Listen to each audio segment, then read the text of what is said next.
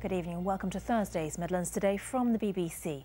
Tonight, the Chief Constable of West Midlands Police has denied his officers could have done more to prevent the deaths of 3 people during the Birmingham riots. Chris Sims was giving evidence to the Home Affairs Select Committee.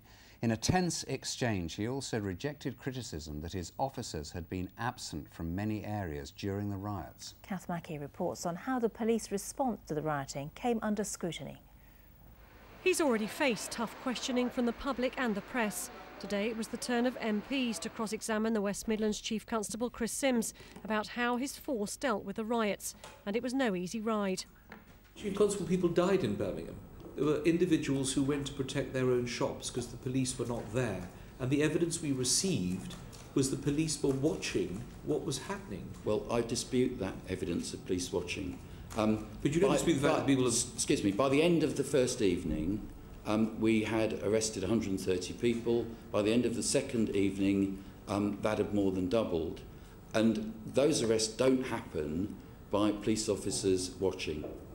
So far, 622 arrests have been made, and with CCTV footage still being examined, he warned many, many more would follow. People who are involved who haven't actually been caught yet must be absolutely petrified. They would have seen the media sort of scapegoating that's going on. They would have seen people being sentenced to 2 years for stealing a £1 bottle of water, or 2 years for stealing a waste paper basket. They must be scared. I'd advise them to come and see an organisation like us. At Westminster, much was made of the importance of neighbourhood policing and maintaining community relations. I have never, in all my 30 years, had so many sort of people actually physically stop me and say thank you, and you know, we've had outpourings of all sorts of you know, gifts and things for officers. It's been absolutely humbling. This inquiry is hoping to learn the lessons of the summer riots, and clearly the role played by the police is central to that. But so too, it seems, is the role played by social networking sites. Representatives of Twitter, Facebook and BlackBerry answered claims that social networking spread disorder. Do you accept part of the responsibility for what has happened? On the whole, we would say the vast majority of people abide by the law and use social media systems like our instant messaging, BBM and other social media as a force for good. This huge array of information, much of which is obviously false, working out how you sort of make good use of that, I think is an issue not just for West Midlands but all the forces in the country. The irony is these riots are the first in history where instant messaging gave police more information than ever before. The challenge now is sifting through that mass of data and adapting conventional policing to the internet age. Kath Mackey, BBC Midlands Today, Westminster. Well, we're joined now by Professor Craig Jackson, a criminal psychologist from Birmingham City University. Very good evening to you. Thanks for coming in.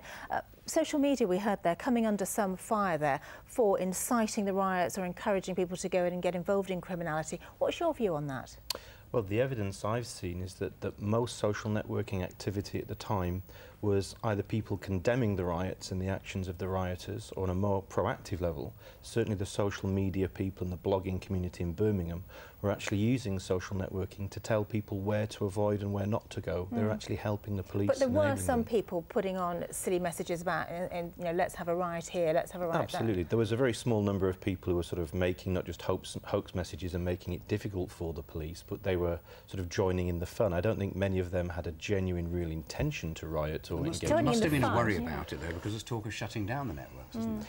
Yeah, I mean, what we've got to remember is that the police and intelligence services will have been monitoring activity right from the death of Mr Duggan a few days before in London, so it wouldn't have come as a surprise to them. They weren't taken unawares. They would have had intelligence gathering already in operation about this. And how do people clamp down on this? How do we do this? Do we shut down the networks? I mean, are they not to blame at all? What can we do? I think that's an incredibly tricky one. I think we saw from the amount of good work that was done with Twitter, particularly locally, again, the Clean Up Birmingham Riots campaign.